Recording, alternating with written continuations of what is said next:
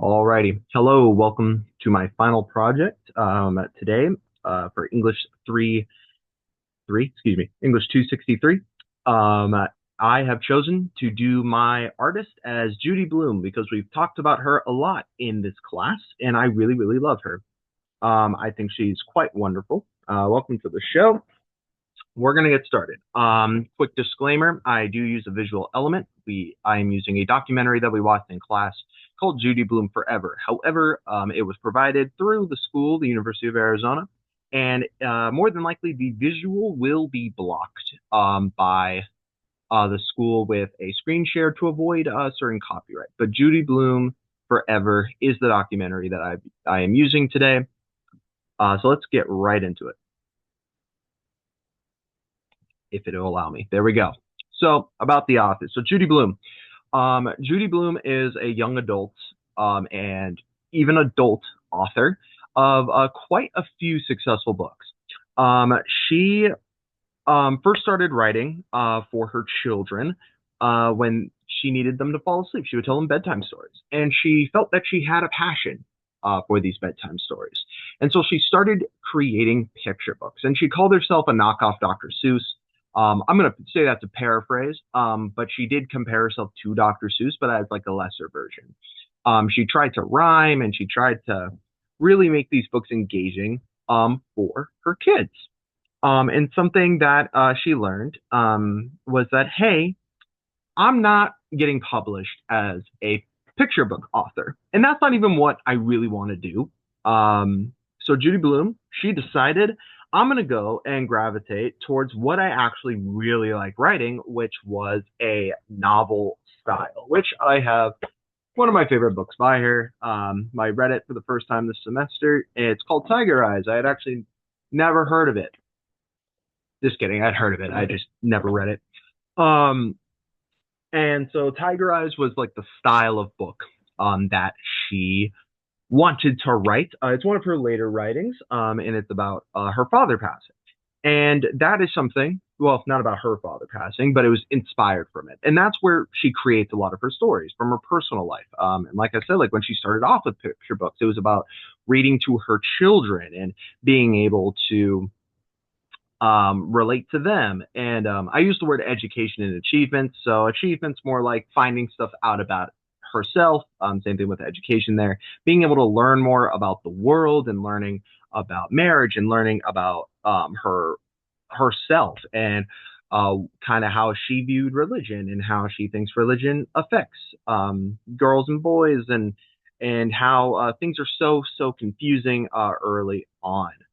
I have a timestamp here for 11 minutes and 25 seconds, and we're going to go and watch some of this documentary. Unfortunately, like I said, we're probably not going to be able to see it, but this was about her father's passing. We got married under very difficult circumstances that changed my whole life. My father had a sudden massive heart attack, and he died. I was married 5 weeks after my father's death. It was a terrible way to start a marriage. I couldn't really grieve because I married a man who, like my mother, never talked about feelings. So by the time I started to write, I really had a lot to get out.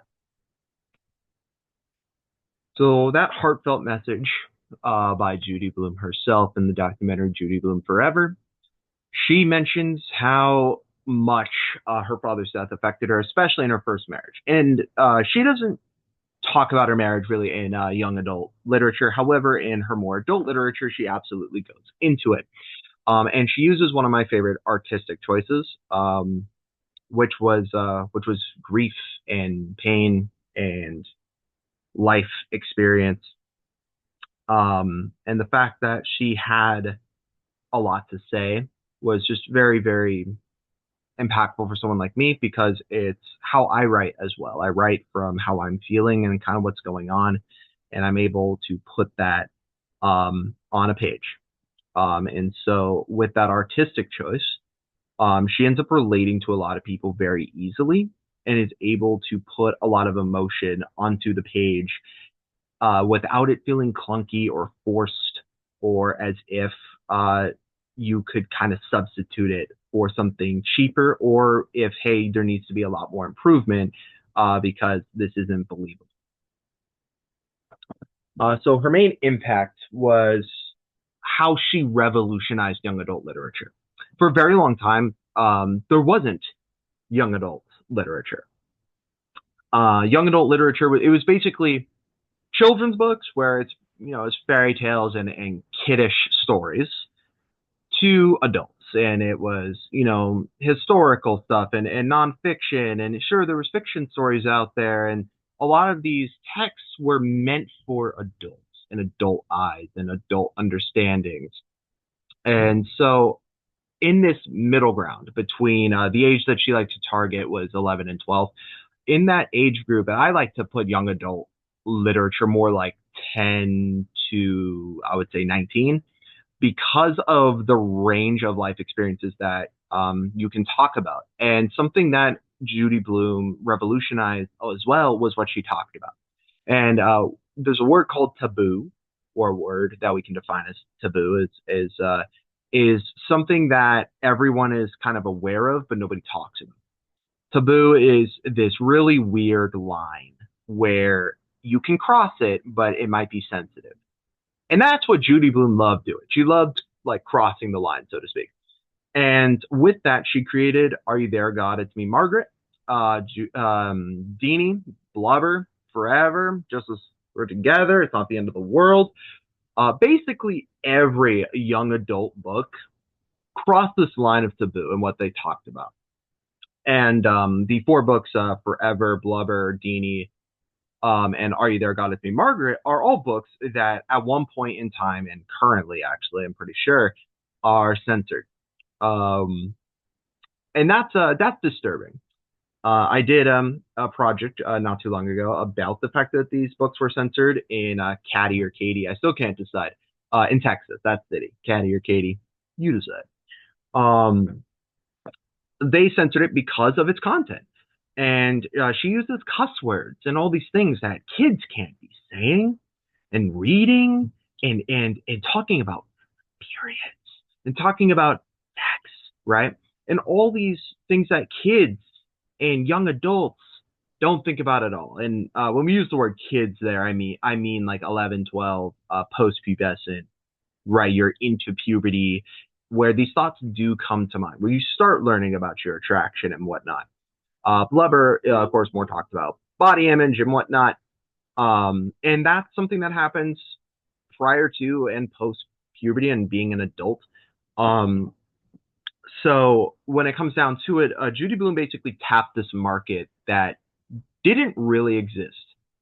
And she hit it hard. And she suddenly had this whole wide variety of readers to connect to, and especially young girls and young women, because you're talking about this aspect of life that you all go through, and you're unable to talk about it because all the media around it is negative. And so, sorry if you hear the talking. I told my family I'm making a project here.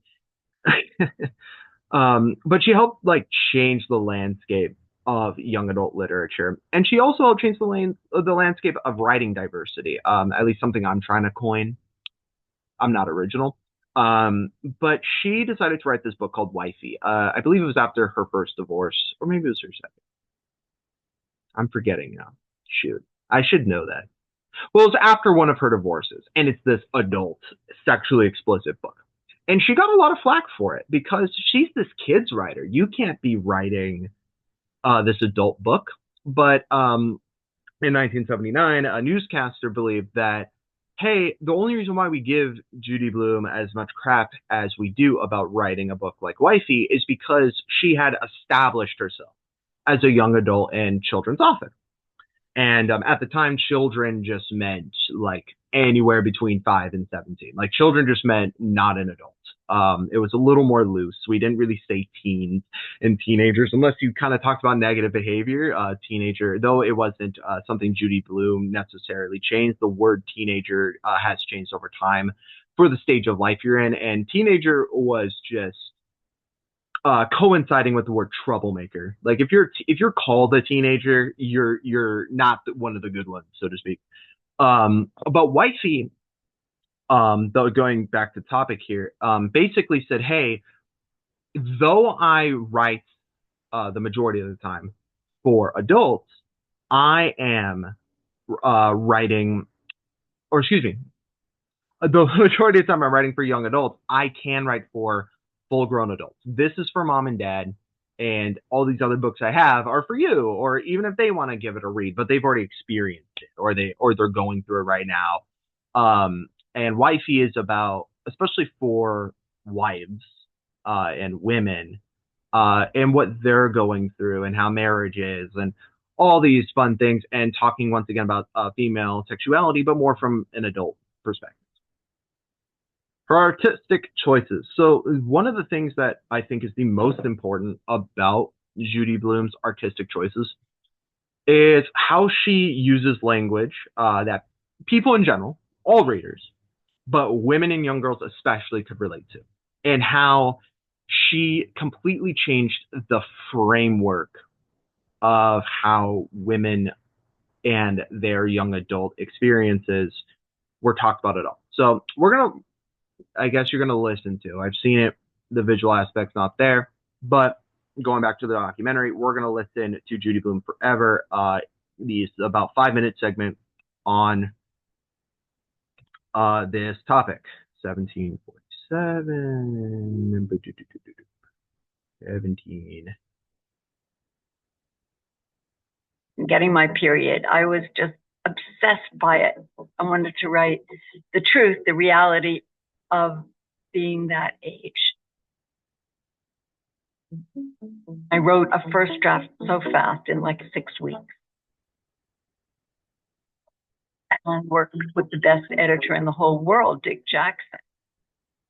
October 14th, 1969. Dear Dick, I am having the best time writing this book. It is terribly controversial, I think. It deals with 6th grade girls, religion, menstruation, bras, boys, and other goodies. But I think girl readers are going to love it. Dick Jackson decided to publish the book. And that totally changed everything. I'm sorry if you can hear my dog. Everything. Are you there, God? It's me, Margaret. Are you there, God? It's me, Margaret. Are you there, God? It's me. Are you there, God? It's me, Margaret. Gretchen, my friend, got her period. I'm so jealous, God. I hate myself for being so jealous, but I am. I wish you'd help me just a little. Nancy's sure she's going to get it soon, too. And if I'm last, I don't know what I'll do. Oh, please, God, I just want to be normal. I immediately had that seismic sort of recognition of like, yes, you are as obsessed with your friends as I am. And so I trust you. And wherever you're going, I'm kind of like down to come with you. I felt like Margaret was someone I knew. Here I was, this flat-chested girl from Brooklyn, who always felt a little bit outside of things. That period where you are too old to be a child and too young to be a teenager, and yet you're existing in both those worlds at the same time and not having a sense of where you belong. The bittersweetness of that unbelonging is so a part of becoming an adolescent and becoming an adult. 11, 12 is such a turning point. You're on the cusp when things are going to change and things are going to happen, and you still don't know everything when you're curious.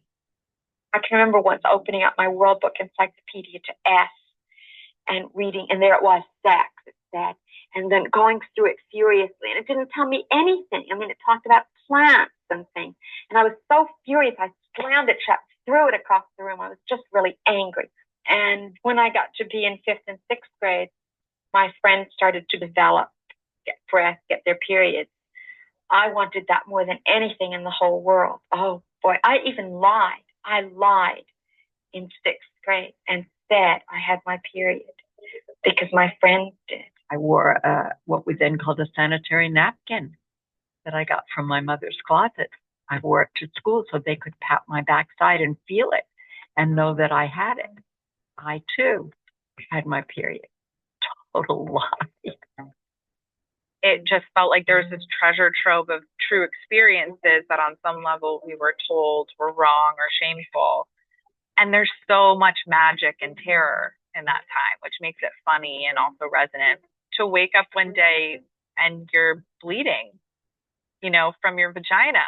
Like, that's wild. I remember being bereft because my best friend had gotten it first and literally like hurling something across a room in a rage when I found out. And I didn't get my period until I was almost 15. So I was really feeling like I was, deeply behind the curve. And then about a month in, I was like, can we send this back? I got my first period at a track meet in yellow and white short shorts. Because that's where you want to get it for the first time, just like full blood and a sweatshirt tied around your waist. We literally, when I was growing up, had commercials about how embarrassed people were by their period and how they had to leave the party with a sweatshirt tied around their waist. It happens to every girl. What happens to every girl? Womanhood. Oh, you mean the curse. What do you call it? The curse. Being unwell. How periods have been portrayed in the media is, in general, horror. Very traumatic, very sad. It was something that was whispered about, and there was a shame to it. And I think that what Judy did was show that this is nothing to be ashamed. Like, this is something to be celebrated. I think the final minute or so there might actually be the most important out of that.